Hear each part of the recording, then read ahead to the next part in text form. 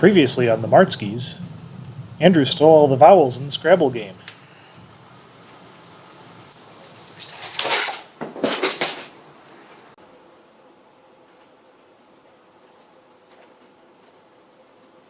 Oh, hey, Andrew.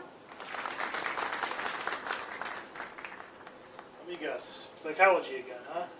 Yeah, this week we're going to study research and methods. Ooh, sounds sciencey. Yeah, we're going to look at how psychologists conduct research to discover ways that people think and behave. I don't get it.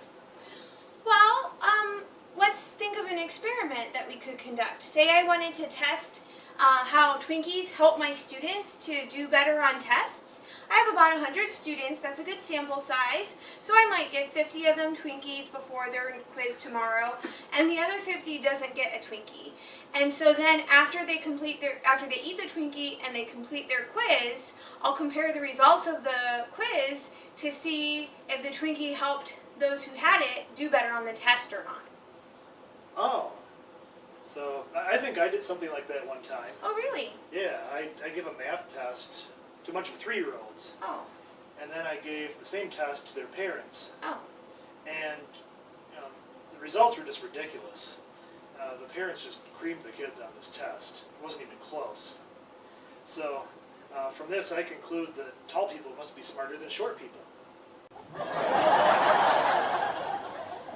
I think you need to learn the difference between causation and correlation. I think you need to grow a butterfly.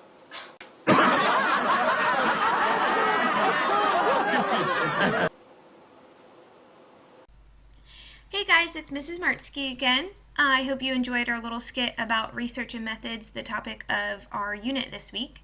We are going to be discussing this. It is a little bit dry, it is a little bit boring, but it's a very valuable unit, which is why it's included in our class. Before we begin discussing the different ways that psychologists conduct research, we want to ask a couple of questions about how psychologists really do research human behavior and thinking. First of all, we want to ask, why is it important to research behavior and mental processing? We did touch a little bit on that last week when we discussed the different theories and approaches in psychology. We really want to emphasize that psychology is not just an abstract field of study. It has a lot of implications for helping people in the real world, in their real everyday lives.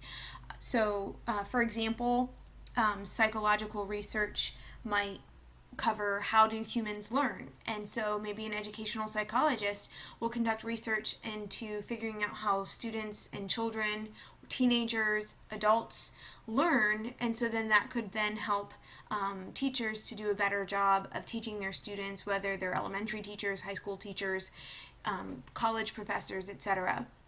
Another important real-life problem, especially these days, is dementia and Alzheimer's, and so that definitely has a psychological component involving memory and how the brain creates memories and stores them, remembers them, what happens when the brain can't remember the memory or the event that it's trying to recall. Is there some sort of physical process that is also that influences the more mental and psychological process of memory? So those are just a couple of real life problems or issues that psychology has implications for.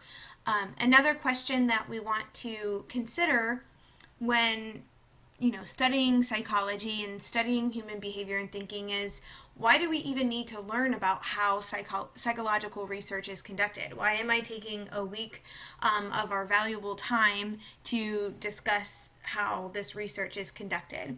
Well, first of all, it's really important to study because you need to understand how these different psychologists have arrived at these theories. You need to be able to understand how to interpret the different studies that you're going to be looking at throughout the semester. You need to be able to understand how those studies and experiments were set up, designed, conducted. You need to be able to understand how those psychologists arrived at the conclusions that they arrived at after analyzing the data of their studies. So it is a little bit dry, but it's definitely something that's really important to have under our belts as we begin to study psychology in this semester. All right, so first of all, we're going to look at the 3 basic research designs. We're going to look at characteristics of each.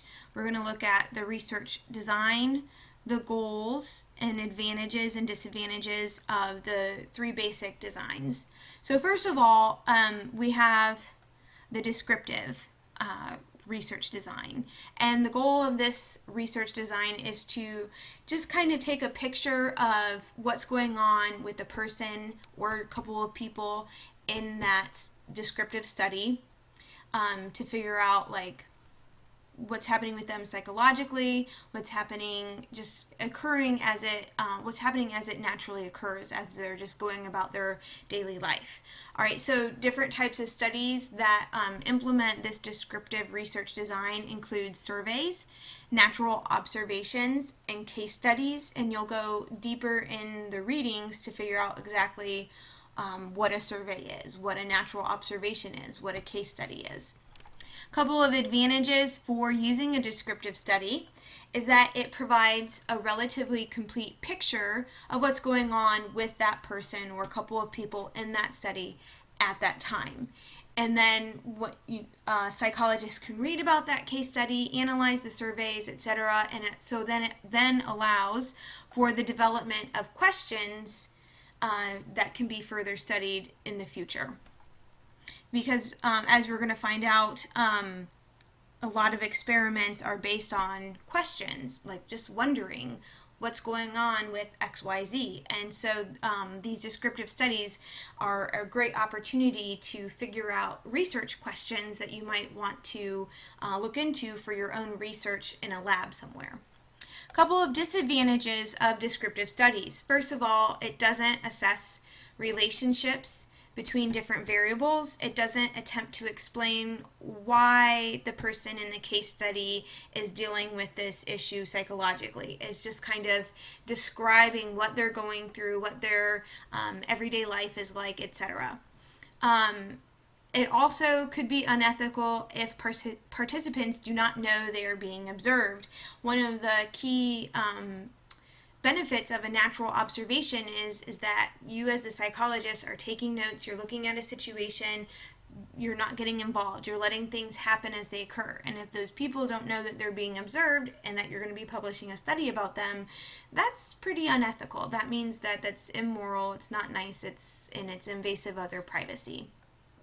All right, another type of study, and this relates to the study that Mr. Martsky talked about in the video with giving the test to 3-year-olds and the same test to their parents and finding out that the parents totally creamed the 3-year-olds, and his conclusion was that because of the height difference, taller people are smarter than shorter people. Well, that's actually a really bad study because he's looking at 2 variables that don't necessarily cause each other. So it would have been better if he had done a correlational study rather than an experiment. So the point of a correlational study is to evaluate or understand relationships between 2 or more variables. So you don't know how the variables impact each other. You know that they don't necessarily exclusively cause one variable, or so one variable there's no cause and effect relationship, but you don't know what that relationship is. You want to find out more. And you can look at lots and lots of different variables in correlational studies. All right, so moving on to advantages, you can test those relationships to help make predictions about what may or may not happen when you have 2 or more variables at play in a certain situation. It allows you to observe and assess these relationships in everyday life events, which is also really great because when we talk about experiments, we're going to find out that a lot of what psychologists do in labs is really limited to that lab. So like descriptive studies, correlational studies are really great about assessing what's going on, evaluating what's going on in the everyday real world. Some limitations or disadvantages of correlational studies include drawing inferences about the cause and effect relationships between variables. So you can't manipulate all of those variables. You can't like manipulate them to see, oh, let me see if variable A is going to have an effect on variable B. You're just letting the variables do what they do. You're analyzing what they're doing together, how they're impacting each other, influencing each other. You're not trying to manipulate anything. Once again, it goes back to that real life circumstance where you can't really control what's going on in the real life. You can only really control what's happening in your laboratory study. And remember when I said that correlation doesn't equal causation, just because there's a really high correlation between two variables, like taller people might seem to be smarter than shorter people, you have to keep in mind that maybe the taller person is significantly older than the shorter person. They've had more schooling than the shorter person.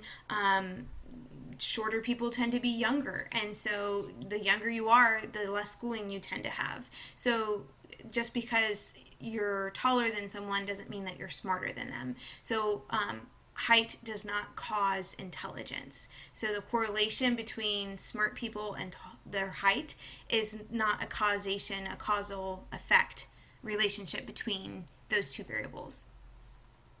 All right, we are going to talk a little bit about experimental designs or research designs in a minute, so I'm only going to briefly touch on this. So basically, this is where the scientific method comes into play, where you pose a hypothesis about a question that you have, and you look at, sorry, that arrow is not supposed to be there. You look at two experiments. So you use the scientific method to manipulate variables in an experiment to see how one variable influences or impacts another variable. So this, an advantage of this experimental design is that it allows you to make conclusions about cause and effect. You might say, oh, I can see that variable A influences and causes variable B to occur. A disadvantage is that you can't manipulate multiple variables in your experiment, only a few, because it's impossible to control maybe more than 2 or 3 or 4 variables at a time in your lab, because you're limited by your financials, how much money you have for your lab, and it's very time consuming the more variables you need to control. And another limitation is that you can't necessarily replicate what's happening in the lab in real life. There might be, there's definitely implications for what you discover in the lab for the real life, but it might not necessarily play out exactly that way in the real world. All right, so let's talk a little bit more about conducting experiments in a lab. First of all, you want to begin with a research question and a hypothesis. Will the independent variable cause changes to the dependent variable in a controlled environment? So in the skit when I was talking about the Twinkies would be the independent variable. The dependent variable would be the students' quiz scores.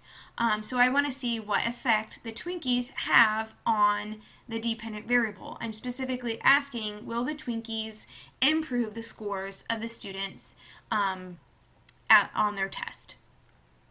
So first of all, I need to find participants from a sample of the population. I want it to be large enough that it's a true, realistic mirror image of the population. Once I find my participants, I'm going to break them up into 2 groups. One will be a control group, the other will be an experimental group. Once I start the experiment, I'm only going to give the experimental group the special treatment, which is the independent variable in the hypothesis. So only the experimental group will get those Twinkies. The control group will not get the Twinkies at all. Oops, sorry about that. So by the time that I reach the end of my experiment, Well, actually, let me start over here first. So throughout the experiment, I'm going to note any and document any changes that I see in eating those Twinkies, impacting the test scores, etc. Of course, if I'm really conducting an experiment in a lab, it's going to be a lot longer of a process because it is time consuming than just saying, here, eat these Twinkies, let me evaluate your test scores. I might do this over and over and over again. So I might do it throughout the semester. Half of those students that are in my experimental group will always get Twinkies every Wednesday night, and then the control group will get Twinkies not at all, and throughout the whole semester. And then at the end of the semester, I would evaluate the quiz scores for the Twinkie group versus the control group. All right, so at the end of the experiment, if my hypothesis is correct, this group will be completely different than the control group. Any changes are due to the independent variable affecting or influencing the dependent variable. So what that means is that the independent variable, the Twinkies, affected the dependent variable, the quiz scores. So the quiz scores should be higher if my hypothesis that Twinkies will help students to do better on their test. My hypothesis should prove that, or the test scores should prove my hypothesis to be correct. So looking at the control group and their role, basically they're there as a comparison to see if any changes in the in the experimental group are truly due to getting those Twinkies, getting that independent variable or not. So if your hypothesis is correct, then this group will not have changed. Their quiz scores wouldn't have gone up or down because of a Twinkie. So they wouldn't necessarily have improved test scores. So at the end of my experiment, at the end of the semester, I'm going to use statistics to measure the differences between the two groups to see if the hypothesis is correct or not. Let's quickly go over descriptive statistics. This is going a little bit long on our video time. Basically, the descriptive statistics helps us to describe the results or the data of our experiment so we can make conclusions of our hypothesis. If I'm going to use descriptive statistics to analyze if the students did better or not who ate Twinkies on those quiz scores, I'm going to plot maybe their Twinkie consumption on an XY axis and then also their test scores. And then I'm going to see if the more Twinkies they ate, their test scores improved. So what is we want to use the statistics to find out the central tendency of the data in our experiment. So what would that be? Basically, we were trying to find out how significant is our data improving our hypothesis. So if most of our data, like the average amount, is clumped all together, close together on our XY axis using either a bell curve or a histogram, which we're going to talk more about those in detail in the readings, then the data is what we call statistically significant. What that means is the data is most likely proving our hypothesis to be correct. If it's not clumped together, then we want to use a variety of other central tendencies in statistics to help us interpret the data. Other central tendency tools include finding out the range, mode, and median of our data. If these still don't reveal any statistically significant implications for our hypothesis, we can most likely conclude that our hypothesis is not correct. So basically what that means is if our data is kind of all over the place, there's no patterns in the finding the average or the range, the mode, or the median or mean, then we know that Twinkies really didn't have an effect at all on the test scores of my students. Couple of images to just go over very quickly. And again, these are talked about in more detail in the readings. Bell curves and histograms, they're also known as bar graphs, the histograms are. That gives us a visual picture of the data so we can make conclusions about the hypothesis. So here's a bell curve. This is called a standard deviation bell curve. What that means is that the data falls pretty evenly right smack dab in the middle. If most of our data is averaged together, then we can know that our data will probably be supporting our hypothesis. Our data is not always going to fall exactly in the middle. Say our our x-axis goes from 1 to 0, or 0 to 100, the standard deviation, or the average, is not always going to be directly at 50. Our data could be kind of closer to the y-axis, or it could be over here further away from the y-axis. So this shows you that all the different images, different types of bell curves that there could be. So our data could be clumped really, really close together on this pink curve, or the data could be spread out further apart, as it is with this kind of purple curve. And then this is a picture of our histogram. Basically, it's a bar graph that we can use to, it's just another way to show how our data is clumped together or not clumped together. Please call me if you have any questions about how to complete the assignments.